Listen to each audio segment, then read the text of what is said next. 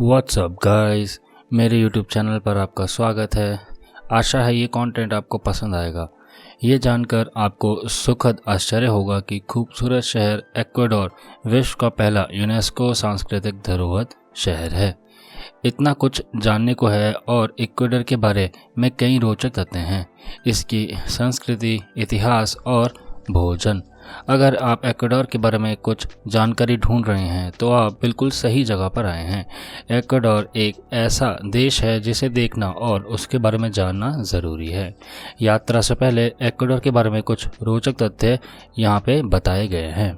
Number 1, Ecuador दुनिया का पहला देश था जिसने प्रकृति के अधिकारों को मान्यता दी। मैं इक्वाडोर के बारे में जिस पहले तथ्य का उल्लेख करना चाहता हूँ वह शायद सबसे महत्वपूर्ण है। इस देश ने यह माना कि प्रकृति को बढ़ने और फलने फूलने का अधिकार है। इससे प्रकृति की ओर से याचिका या विरोध करने के मनुष्य के अधिकारों को भी मान्यता दी और इसने प्रकृति की रक्षा के लिए सरकार की जिम्मेदारी पर भी जोर दिया। ये घटना 2008 में घटी थी। नंबर 2, इक्वाडोर इंका साम्राज्य का हिस्सा था। यह इक्वाडोर के बारे में एक और प्रसिद्ध तथ्य है। हालांकि इसका केंद्र कुस्को था, लेकिन इसका मुख्य केंद्र पेरू में था। इंका साम्राज्य बहुत विस्तृत था। इक्वाडोर भी उन्हीं में से एक था। यह 1463 में इंका साम्राज्य का हिस्सा बना, लेकिन यहाँ के मूल निवासियों ने बिना संघर्ष किए आत्मसमर्पण नहीं किया था। यहाँ की जनजातियाँ पहले से ही काफ़ी विकसित थी और वे बाहरी लोगों के शासन में रुचि नहीं रखती थी। कुछ वर्षों तक ये संघर्ष चला। नंबर 3, स्पेनियों ने इक्वाडोर में इंका सम्राट को बंदी बना लिया था। यह 1553 की बात है।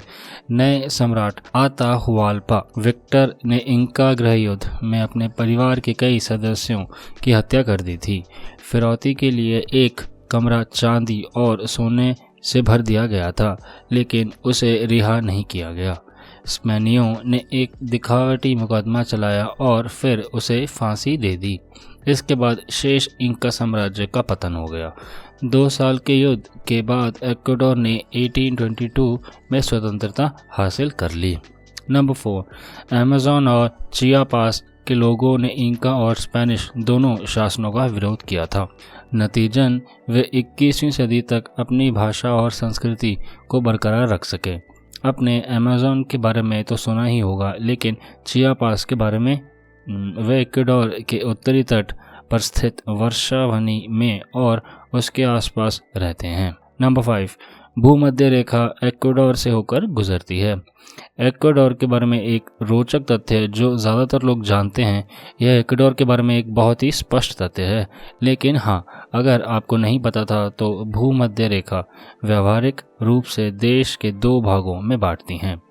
इसका आधिकारिक नाम रिपब्लिक डेल इक्वाडोर है, यानी भूमध्य रेखा का गणराज्य। नंबर 6, चूँकि भूमध्य रेखा इक्वाडोर से होकर गुजरती है, इसलिए दिन के उजाले का समय लगभग नियमित रहता है। भूमध्य रेखा पर स्थित होने के कारण इक्वाडोर में सूर्योदय और सूर्यास्त का समय लगभग पूरे वर्ष एक जैसा रहता है। सूर्योदय सुबह 6 बजे और सूर्यास्त शाम के लगभग 6 बजे ही हो जाता है। 12 घंटे दिन और 12 घंटे रात, एकदम इक्वली बराबर। नंबर 7, 1972 से 1979 तक इक्वाडोर में एक के बाद एक सैन्य तानाशाही शासन रहा।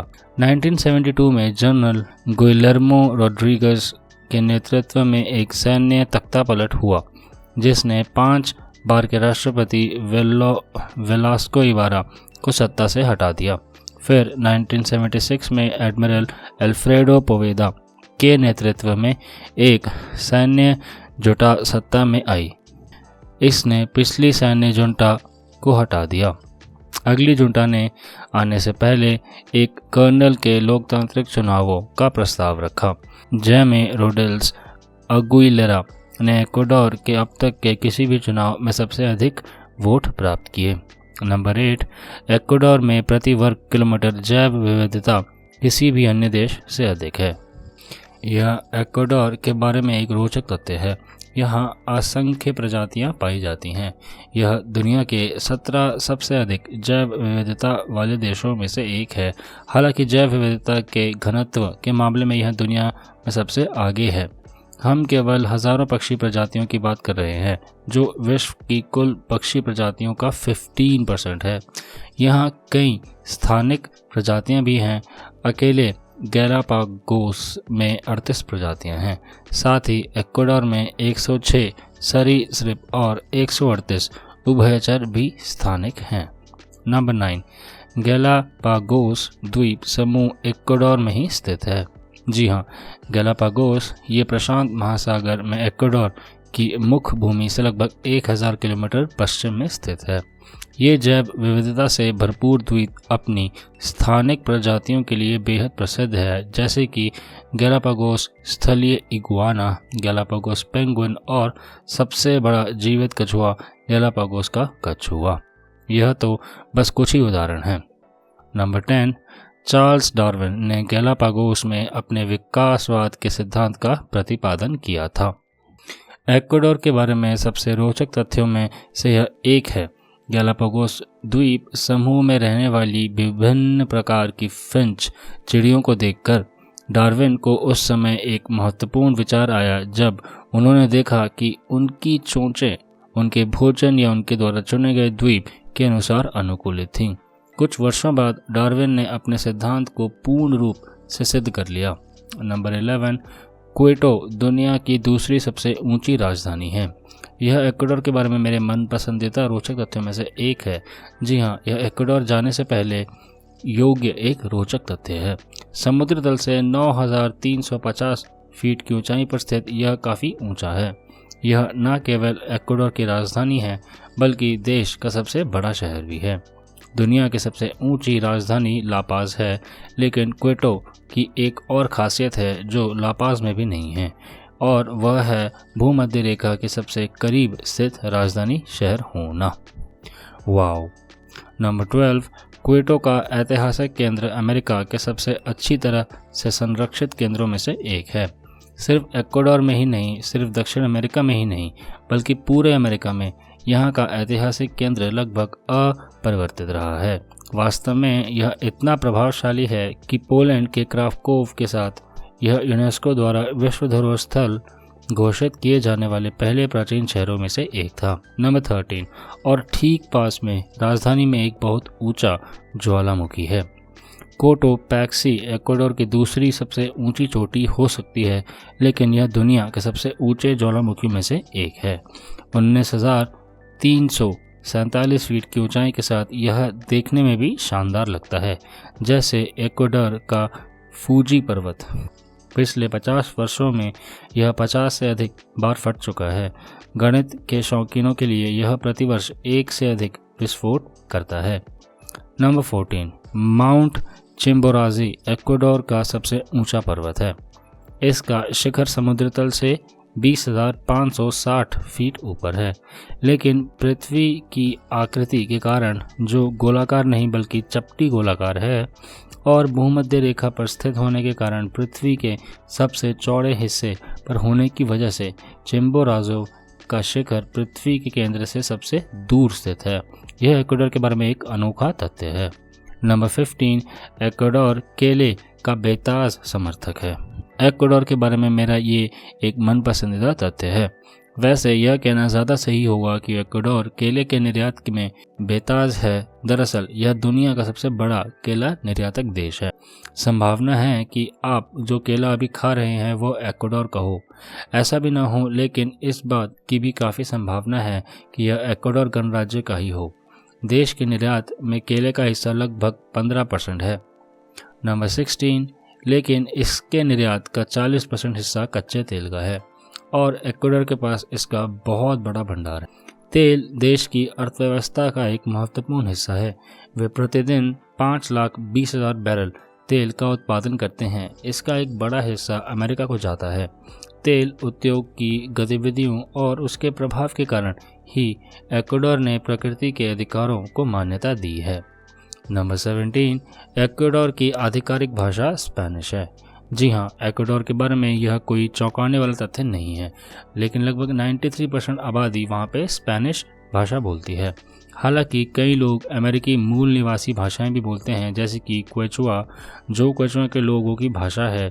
यह अन्य मूल भाषाएं जैसे अवापुट, पेकोकाक, कायापा, गई, स्ताफिकी और हुएओ टा डीडियो।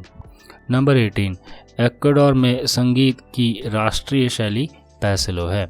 पैसेलो स्वदेशी और लैटिन संगीत परंपराओं का मिश्रण है, जिसमें यूरोपीय प्रभाव भी शामिल है। इसमें एक उदास, भावुकतापूर्ण भाव होता है जो अक्सर देश की सुंदरता का वर्णन करता है। यह आज भी लोकप्रिय है। एक्वाडोर के कस्बों और गांव में पैसेलो की अपनी अपनी प्रस्तुतियां और नृत्य मौजूद है। नंबर 19, एक्वाडोर के सबसे लोकप्रिय स्ट्रीट फूड में से एक है हॉर्नदिल। आपके लिए एक्वाडोर के बारे में एक रोचक तथ्य, हॉर्नदिल सूअर का मांस होता है। दरअसल यह एक सूअर को पूरी तरह से सीख पर पकाकर बनाया जाता है। इसे ला पेंगाचो, तले हुए आलू के पैनकेक और मक्के के साथ परोसा जाता है। साथ में सब्जियां भी दी जाती हैं। इसके अलावा भी कई तरह के स्ट्रीट फूड उपलब्ध हैं, जैसे कि पटाकॉन्स, पुनः तले हुए केले, और सेको डे चिवो, बकरी का स्ट्यू। नंबर 20, एक्वाडोर के साहित्य के शुरुआती उदाहरणों में से एक जैनसेटो कैलावाज़ो की रचना थी। 1600 के दशक जब स्पेनिश लोगों ने वाया नोट्स की मूल भाषा कीपू पर प्रतिबंध लगा दिया था, इबारा के एक गांव के मुखिया जैनसेटो कैलावाज़ो ने स्वयं लिखना सीखा और इंका कहानियों को क्वेचुआ भाषा में लिखने का फैसला किया। नंबर 21, एक्वाडोर में अफ्रीकी मूल के लोगों का एक समुदाय है जिसकी एक अद्भुत कहानी है। 17वीं शताब्दी में एक्वाडोर जा रहा एक जेसुइट दास जहाज तट पर आ गया।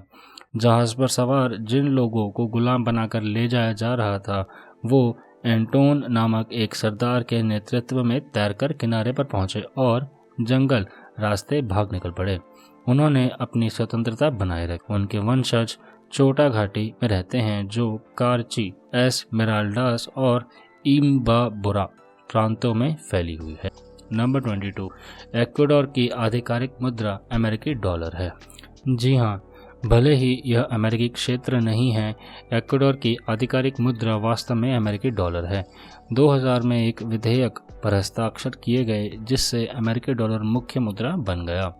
इनसे सुक्रे मुद्रा का स्थान लिया गया, जिसके 25,000 नोटों की मूल्य मात्र $1 थी। नंबर 23, एक्वाडोर में एक इगुआना पार्क है। एक्वाडोर के बारे में एक रोचक तथ्य जानने के लिए हम गुआयाकिल के पार्क के सैकड़ों इगुआनों ने किसी कारणवश इस पार्क को अपना घर बना लिया है। वे इधर उधर घूमते हैं, धूप सेककर लोगों को उन्हें देखते हुए। यह कोई चिड़ियाघर नहीं है, बल्कि एक वास्तविक शहरी पार्क है। यहाँ विक्रेता सलाद पत्ता बेचते हैं, जिसे आप इगुआनाओं को खिला सकते हैं। बेशक इस पार्क को पार्के डे लास इगुआनास के नाम से भी जाना जाता है। नंबर 24, एक्वाडोर के कचरा ट्रक संगीत बजाते हैं।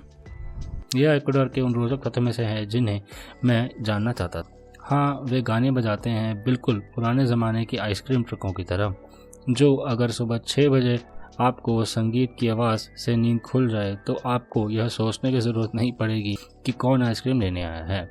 वो तो कचरा उठाने वाला। पेट्रोल और पानी के ट्रक भी संगीत बजाते हैं ताकि ज़रूरत पड़ने पर आपको और संगीत सुनने कम जिंदगी। नंबर 25, एक्वाडोर का एक राष्ट्रीय फल है। इसे गुआनाबाना कहते हैं, जो एक कांटेदार हरा खट्टा फल है जिसे अंग्रेजी में साउरसॉप कहते हैं। लेकिन एक उष्णकटिबंधीय देश होने के नाते और ज्वालामुखी मिट्टी की प्रचुरता के कारण एक्वाडोर में कई तरह के स्वादिष्ट फल उगाए जाते हैं। एवोकाडो, आम, बेर, पिटाया या फिर ड्रैगन फ्रूट, मोरा या फिर ब्लैकबेरी और इनके अलावा भी कई जाने माने और अनजान फल यहाँ पर पाए जाते हैं। नंबर 26, एक्वाडोर में लड़कियों के 15वें जन्मदिन को क्वेसनेरा कहा जाता है। 16 मई का मीठा उत्सव अन्य जगहों पर अधिक प्रचलित है, लेकिन इक्वाडोर में यह 1 साल पहले मनाया जाता है। मेसो अमेरिकन संस्कृति का एक हिस्सा होने के नाते 15 वर्ष की आयु को वयस्कता में प्रवेश के रूप में देखा जाता है। इक्वाडोर में पिता बेटी के साथ आते हैं। एक तरह से वॉल्स नृत्य होता है, जो एक तरह का पहला नृत्य होता है। फिर और नृत्य, भोजन और भी नृत्य एक सरप्राइज डांस, टोस्ट, केक काटना, भाषण, पार्टी, एंजॉय। यह एक बहुत बड़ा आयोजन होता है। नंबर 27, पनामा हैट की उत्पत्ति इक्वाडोर में हुई थी। इक्वाडोर के बारे में एक दिलचस्प तथ्य यह है कि पनामा हैट के नाम से मशहूर यह पुआल की टोपियाँ असल में पनामा की नहीं हैं, बल्कि इक्वाडोर की हैं और इन्हें इक्वाडोरियन हैट के नाम से कम ही जाना जाता है। टेकीला ताड़ के पत्तों से इसे बुनने की कला को यूनेस्को द्वारा मान्यता प्राप्त है। भ्रम क्यों है? रूजवेल्ट को पनामा नहर की प्रगति देखने जाते समय इसे पहनते हुए देखा गया था, तो बस इतनी सी बात से ही इसको पनामा हैट कहना शुरू कर दिया। नंबर 28, इक्वाडोर में मतदान अनिवार्य है। जी हाँ, आपके पास कोई विकल्प नहीं है, आपको वोट देना ही होगा, जो इक्वाडोर के बारे में एक बेहद दिलचस्प तथ्य है। यह 1936 में पारित एक कानून की बदौलत संभव हुआ। 1970 के दशक की तानाशाही के बाद भी यह कानून फिर से दोबारा लागू हुआ। 18 से 65 वर्ष की आयु के बीच मतदान अनिवार्य है, लेकिन अगर आप चाहें तो 16 साल की उम्र से भी मतदान कर सकते हैं, यहाँ तक कि अगर आप विदेशी हैं तो भी। वियर्ड। और एक बार मतदाता के रूप में पंजीकरण कराने के बाद आपके लिए मतदान करना कंपलसरी होगा। नंबर 29, इक्वाडोर 4 अलग अलग क्षेत्रों से मिलकर बना है। पहला है ला कोस्टा, जो कि एक तटीय क्षेत्र है। यह उपजाऊ भूमि से भरा है और यहाँ केले और चावल की भरपूर खेती होती है। फिर है ला सियरा, जो कि एक उच्च भूमि है। इसमें एंडीज पर्वतमाला शामिल है, जो ज्वालामुखियाँ, ऊंची चोटियों और आलू की व्यापक खेती का घर है। ला अमेजोनिया या एल ओरिएंट में अमेजोन वन राष्ट्रीय उद्यान शामिल है और यह अमेजोन जनजातियों और तेल का घर है। फिर है गैलापागोस द्वीप समूह, जिसे परिचय की आवश्यकता बिल्कुल नहीं है। नंबर 30, भूमध्य रेखा का मापन इक्वाडोर में शुरू हुआ था। 1736 में फ्रांसीसी खगोलविदों ने भूमध्य रेखा यानी पृथ्वी को खींचने वाली काल्पनिक रेखा की गणना शुरू की थी। उन्होंने पृथ्वी का काफ़ी सटीक मापन किया, इतना सटीक कि वे यह भी सिद्ध कर सके कि दुनिया एक पूर्ण गोलाकार नहीं है। जाहिर है आधुनिक तकनीकों ने इस मापन को और परिष्कृत किया है, लेकिन पुराने टाइम के हिसाब से उनकी कैलकुलेशन काफ़ी सटीक थी। तो गाइस, आज के वीडियो में इतना ही। उम्मीद है मुझे कि आपको थोड़ा बहुत इक्वाडोर के बारे में पता लगा होगा। यदि आप किसी और कंट्री या स्टेट के बारे में जानना चाहते हैं तो कमेंट में ज़रूर बताइए। तो गाइस, अपना ध्यान रखें, मिलेंगे आपसे अगले वीडियो में। तब तक के लिए धन्यवाद।